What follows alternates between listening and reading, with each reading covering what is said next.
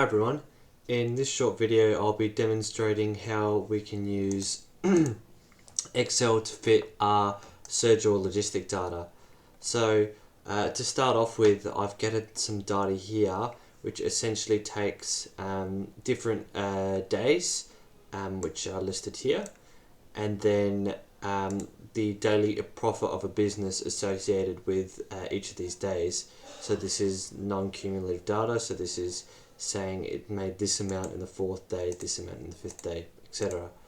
And mind you, this data is fictitious.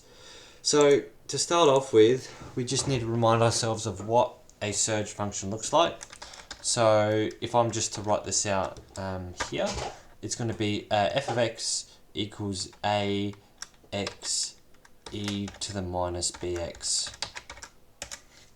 And in terms of our parameters, we've got time and some profit p, so we can rewrite this as p of t or whatever you need for your particular investigation, a t e to the minus b t, like so.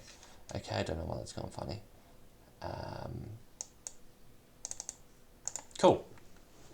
So if we look at this here, to fit a model to this data, there's a couple steps we need to take. But first of all, we're not 100% sure whether a surge or logistic function will be appropriate to fit this data to. So to start off with, let's plot this data.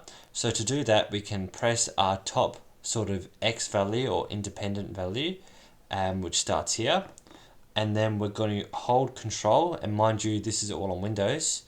Sorry, not control. We're going to hold shift, and then we're going to press the bottom value, and it will automatically highlight the whole set of t values. And to move over to the next one, we're going to hold control this time and press the start of the y or p value, like so. And you can see it still keeps the time one, but starts this new one. And we're going to hold shift and press the bottom of this P1, and now it will complete the set of the two. Okay, so with that highlighted, we're going to go up and press insert, and then go over to our charts, and we're going to do a scatter plot. Alright, so I'm just going to make this a little bit bigger, but you can see that in this scatter plot, we've got data here, and clearly in this data, it looks to be a surge model that will fit it best. Okay, so if we look to start somewhere, our idea is that we want to fit a surge model to this. So our surge model is going to depend on these same x values as our raw data does. Okay, so I'm just going to make another cell now called model. Okay, and what this model is going to essentially be this equation here, but just presented in Excel form. Okay, and also what I'm going to do is, since we don't have any a and b to start off with constants, I'm going to make a cell for both a and b, and I'm going to arbitrarily call them 1. Now this is going to change, so you can call them whatever you want to start off with, but I'm just going to call them 1 and 1 here. Okay, so these are going to act as these constants here and here. So if I go over to my model, we're just going to be typing in our surge model in Excel notation, essentially. So we have A times T, which is this corresponding value, times E. Now, E in Excel we can get as EXP in caps, and we don't write any power notation, we just write a bracket, and that represents E to the something, and it's going to be to the minus B times T. Okay, and just for your information, to get times, we can hold shift and then press 8. Okay, so we're going to close the bracket, and this is going to get a first value here. So what's convenient in Excel is we should be able to drag this down and get values for every time, but you'll notice there's an issue, and you can see that all of these are zeros as it stands. And you might be a little bit confused why, but if we look to a value a little bit further down, we'll be able to see that although our t is moving down like we want it to, these a and b constants are moving into essentially null cells or zero cells, which we don't want. We want them to stay at this one value while as we drag down, the t moves down. Okay, and there's a way to do that in Excel, but we need to start off with our formula at the top. Okay, so what we do to mend that is we look for what numbers or cells here represent our constants. So M2 is our first one, and that represents A. And obviously, like we said, we want to lock that when we move down. So to lock something, at least on Windows, there will be a slightly different command for Mac that you can look up. We can press F4 directly, and that's going to add these two dollar signs in front of there. And what that does is lock it. So the dollar signs mean lock. And alternatively, if you forget what the automatic dollar sign locking notation is, you can just add the dollar signs manually yourself. So just to show you, if you go shift 4, which is a dollar sign, you can put one at the start, one in the middle, and that will also lock it. The F4 is just a shortcut. Okay, so if we hit enter now and drag it down again, you can see that we now have our values non-zero, but they do look a little bit weird, but that's okay. So to start off with, what I'm going to do is I'm going to try and get this model, our surge model, on the same graph as our raw data. Okay, so in order to do that, we're going to right click just on our plot here, anywhere on the plot, and press select data. And we want to add another series. And we're just going to call this the model series. And our x values will just be these t values again, so they won't change. And our y values will be our newly generated model values here. Okay, and if we hit OK, we can see we've got our model in orange and our raw data in blue. And you can see that it's a pretty poor representation of what our data is doing, right? And obviously you can change these manually, right? And it will change how it looks on the graph. So if we change it to 10, you can see it spikes up a bit. If we change it to 100, it does it a little bit more. If we change the B value, changes the shape a little bit. Definitely a lot closer than it was at the start, but definitely also not a good idea to be sitting here fiddling around with these by yourself, as Excel can do it perfectly for you. Okay, so in order to get Excel to do that, we need to set some stuff up using some statistical methods. So the first thing we want to consider is something called error. And hopefully you'll be able to recognize that the error will just be our difference between our model value and what our raw data says. Okay, so that's how we're going to define our error. So that it doesn't matter what order you do it in.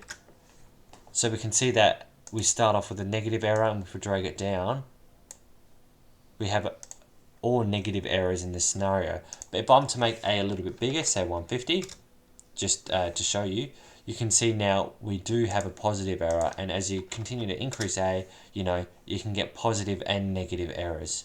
Okay, so the idea that there's a possibility that you can get positive and negative errors means that we're going to try and eliminate the negative side of things. And in order to do that, what we're going to do is we're going to take the error squared, okay, or the squared error. And all that is we're going to take our error cell and we're going to square it. So raise it to the power of 2. And we're going to drag that down. And that's going to eliminate all of our negative values. So we've just got a set of positive values now. Okay. And the final thing that we're going to do is we're going to create a cell called MSE, which stands for mean square error. And this mean square error is just going to be defined as the average of all the squared errors that we generated. Okay, mean square error. And we're going to get a value here. Right, and this is essentially telling us how well our model fits the data. And you can see if I change my B value to something different, say 0.6, our mean square error goes up by a lot. If I change it to something really small, it goes up massively.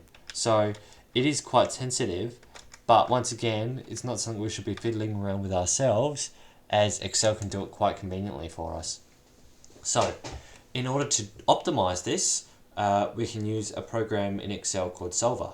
So Solver can be located if we go on the top ribbon and go across to data. Solver will usually be located here.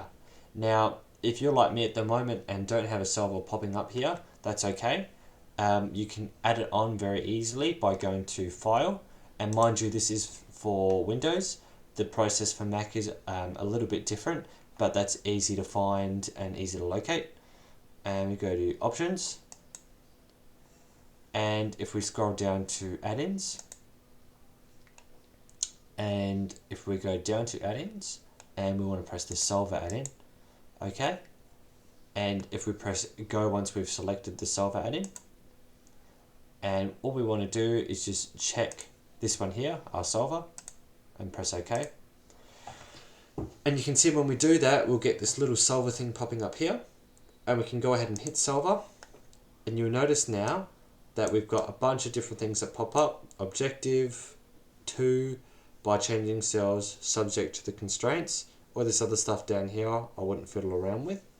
Okay, but our main thing is we want to fit this model as best we can to this data. How do we do that? Well, we want to minimize our mean square error, right? So our objective, as I said, is to take our mean square error and minimize it. Obviously, we don't want to set it to 0. Well, ideally we do, but most likely it's not going to be possible to have 0 error. So instead we're going to minimize it. And also, to change this, we are going to be fiddling with our A and B values. So what this is essentially going to do, if we highlight A and B, by the way, to highlight more than one, you just press the first one, hold shift, and then press the final one, and it highlights multiple. And what this does is Excel is now going to vary A and B and get a whole bunch of different combinations, and it's going to determine what comes out as the error for each of those combinations, and whatever produces the lowest error, Excel is going to settle on those A and B values. And also, if you do have a scenario where your A and B is limited to some sort of constraints, you can add these in here. So just in this example, if we wanted to say that our A mustn't range above 200, we can select A, and here this means less than or equal to, and we can just write 200. And then Solver will do its thing with the constraint that this A value must not be less than 200. Now in our particular scenario, we don't need to worry about that, so I can just go ahead and delete this, but that was just an example to show you. Okay, so what we're going to do now is hit solve, okay, and it says solve has converged to a solution. We can hit OK, and you can see now that we've got our orange, which is our model data, and we can see that our error has been reduced heaps, all the way down to 22, which is great. Okay, so you can see this is quite a good fit for the data. And what this tells you now is it's optimized A and B values, and these optimized A and B values essentially tell us that the surge function, essentially, if you want to graph it in graphing software like Desmos, will be 96.9 times t times e to the minus RB 0.29 times t. Okay, oops, I'll get rid of that slash again.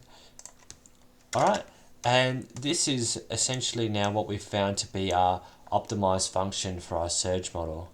Okay, so hopefully this video helped. Thanks.